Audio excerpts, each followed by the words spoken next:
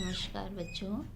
आज हम कक्षा 12 की पाठ्य पुस्तक अंतरा भाग 2 के दूसरे पाठ सुमिरनी के मन के को समझेंगे और पढ़ेंगे। इस पाठ के लेखक हिंदी साहित्य के प्रसिद्ध साहित्यकार पंडित चंद्रधर शर्मा गुलेरी जी हैं। इस पाठ में उन्होंने 3 लघु निबंध हमारे लिए दिए हैं। इन तीनों निबंधों में समाज की किसी न किसी बुराई की ओर इशारा किया गया है। लेखक हमेशा से समाज में व्याप्त अंधविश्वास और बुराइयों का विरोध करते रहे हैं। इसी कड़ी में सबसे पहला निबंध जो पाठ्य पुस्तक में दिया गया है वो है बालक बच गया। शीर्षक से ही बेटे जैसे आपको समझ में आ रहा है, बालक जो है वो बच गया। किस तरह से बच गया? इस निबंध में लेखक ने इस बात की ओर इशारा किया है कि आजकल माँ बाप अपनी झूठी शान के लिए अपने बच्चों के ऊपर उनके बचपन में ही पढ़ाई लिखाई का इतना अधिक बोझ डाल देते हैं कि बच्चे अपने बचपन का स्वाभाविक आनंद ले ही नहीं पाते हैं। वह बचपन में ही पढ़ाई लिखाई और बस्ते के बोझ के नीचे दबकर रह जाते हैं। आप अपने घर से भी एक उदाहरण देख सकते हैं। आपके घर में जब कोई छोटा बच्चा होता है और घर में कोई मेहमान आते हैं तो माता पिता अपनी शान दिखाने के लिए बच्चे को उनके सामने खड़ा कर देते हैं। ये इतनी सारी पोएम जानता है, ये 100 तक गिनती भी जानता है, ये इन प्रश्नों के उत्तर जानता है। बच्चा ना चाहता है, वो खेलना चाहता है, नहीं उनके सामने खड़ा रहना चाहता, लेकिन माँ बाप ज़बरदस्ती बच्चे से वो सब बुलवाते हैं ये दिखाने के लिए कि हमारा बच्चा कितना इंटेलिजेंट है, कितनी चीज़ें जानता है। जबकि बच्चा वो समय कहाँ लगाना चाहता है, वो समय को खेल कूद का आनंद लेने में लगाना चाहता है, क्योंकि वो सब चीज़ें उसकी आयु की है ही नहीं। इसी कड़ी में एक घटना को यहाँ पर लेखक बता रहा है कि किस तरह से उसने एक विद्यालय के वार्षिकोत्सव में प्रधानाचार्य के 8 साल के बेटे को देखा, जिसको उसके पिता और उसके अध्यापकों ने इतनी बड़ी बड़ी चीज़ें रटवाई हुई थी कि कोई भी उससे किसी भी विषय पर प्रश्न पूछता था तो वह बच्चा तुरंत उस प्रश्न का उत्तर दे देता था। लेकिन बच्चे की आकृति लेखक ने कैसी बताई? वह बड़ा दुबला पतला था, उसका मुंह पीला पड़ा हुआ था, आंखें नीचे किए हुए वह सभा में सबके सामने खड़ा हुआ था। लोगों ने उससे विज्ञान, गणित, इतिहास, भूगोल, हर विषय पर तरह तरह के प्रश्न पूछे। बच्चे ने सभी प्रश्नों का उत्तर बिल्कुल सही सही दे दिया। पिता बहुत प्रसन्न थे, अध्यापक बहुत प्रसन्न थे। तभी सभा में खड़े एक वृद्ध व्यक्ति ने बच्चे के सिर पर प्रेम से हाथ फेरा और कहा, तू इनाम में जो भी चाहता है मैं वह तुझे देता हूँ। बच्चा सोचने लगा।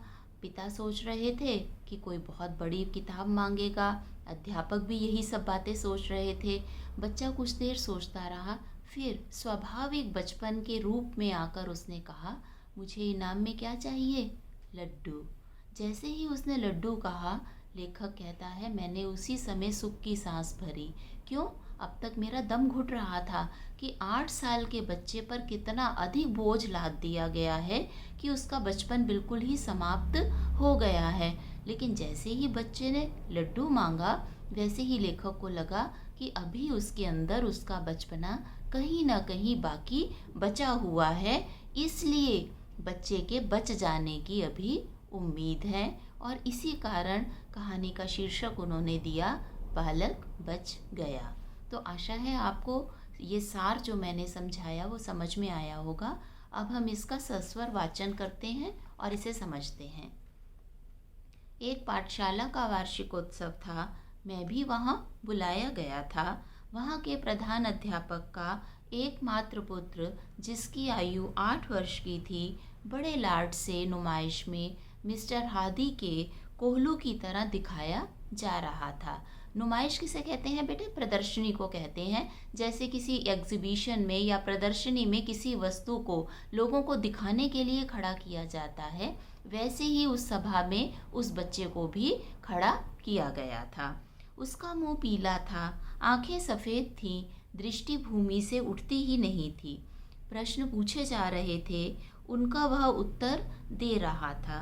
धर्म के 10 लक्षण वह सुना गया, 9 रसों के उदाहरण दे गया, पानी के 4 डिग्री के नीचे शीतता में फैल जाने के कारण और उससे मछलियों की प्राण रक्षा को सुना गया, चंद्र ग्रहण का वैज्ञानिक समाधान दे गया, अभाव को पदार्थ न मानने वाले का शास्त्रार्थ कह गया और इंग्लैंड के राजा 8वें हेनरी की स्त्रियों के नाम और पेशवाओं का कुर्सीनामा सुना गया। कहने का तात्पर्य ये है, इतिहास, भूगोल, विज्ञान, हर विषय पर उससे प्रश्न पूछे जा रहे थे और वह सभी प्रश्नों का सही उत्तर दे रहा था।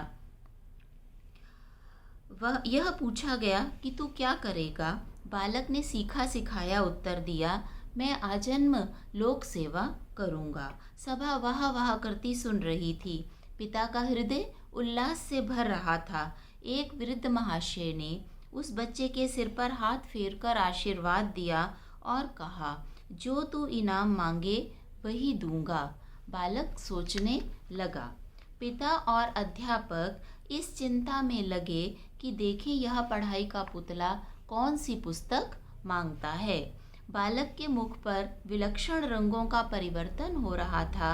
हृदय में कृत्रिम और स्वाभाविक भावों की लड़ाई की झलक उसकी आंखों में दिख रही थी। कुछ खांसकर, गला साफ कर, नकली पर्दे के हट जाने पर स्वयं विस्मित होकर बालक ने धीरे से कहा, लड्डू। पिता और अध्यापक निराश हो गए। इतने समय तक मेरा श्वास घुट रहा था, अब मैंने सुख की सांस भरी। उन सब ने बालक की प्रवृत्तियों का गला घोटने में कुछ उठा नहीं रखा था, पर बालक बच गया। उसके बचने की आशा है, क्योंकि लड्डू की पुकार जीवित वृक्ष के हरे पत्तों का मधुर मरमर था, मरे काठ की लकड़ी की सिर दुखाने वाली खड़खड़ाहट नहीं। जीवित पत्ते मतलब जब पेड़ हरा भरा होता है और हवा चलती है तो उसके हिलने से, जब उसके पत्ते हिलते हैं तो उनसे एक मधुर संगीत पैदा होता है जो कानों को सुनने में बहुत ही अच्छा लगता है। इसके बावजूद जब वो पेड़ सूख जाता है, उसकी लकड़ी को काट कर उसकी अलमारी, दरवाजे, खिड़कियां बना दी जाती हैं। उन्हें खोलने में और बंद करने में एक अजीब सी खड़खड़ाहट की आवाज़ आती है, जो कैसी होती है? सिर को दुखाने वाली होती है। लेखक ने यहाँ यही उदाहरण दिया है कि जो बच्चे ने लड्डू की पुकार की वो मुझे कैसी प्रतीत हुई? जीवित वृक्ष के पत्तों के मधुर संगीत के समान, लकड़ी की खड़खड़ाहट के समान मुझे वो प्रतीत नहीं हुई। मुझे ऐसा लगा कि बच्चे में कहीं ना कहीं उसका बचपन अभी भी बाकी बचा हुआ है और उसके बचने की पूरी मुझे उम्मीद है। इसीलिए लेखक ने कहानी का शीर्षक दिया, बालक बच गया। आशा है बच्चों आपको ये कहानी समझ में आ गई होगी। अगर आपके कुछ प्रश्न हैं तो आप उन्हें कमेंट बॉक्स में लिख सकते हैं। मैं उनका समाधान करने की पूरी कोशिश करूँगी। धन्यवाद।